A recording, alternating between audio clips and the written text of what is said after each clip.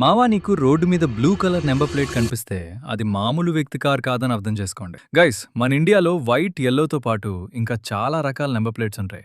ముందుగా white colour number plate, ఇది most common. ఇది పర్సనల్ అండ్ ప్రైవేట్ వెహికల్స్కి ఉంటుంది.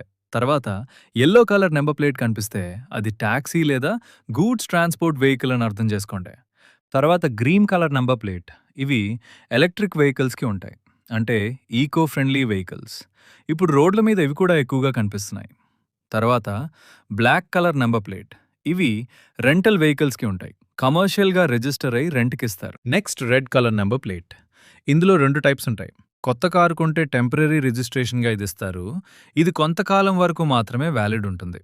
ఇంకో రెడ్ నెంబర్ ప్లేట్ పై నెంబర్ ఉండదు, జస్ట్ అశోక చిహ్నం ఉంటుంది. ఇది ప్రెసిడెంట్, వైస్ ప్రెసిడెంట్ లాంటి హై అధికారుల వెహికల్స్కి ఉపయోగిస్తారు. And next blue colour number plate, ఇది ఫారెన్ డిప్లొమాట్స్కి, అంటే ఎంబసీలో పనిచేసే వాళ్ళకి ఇస్తారు.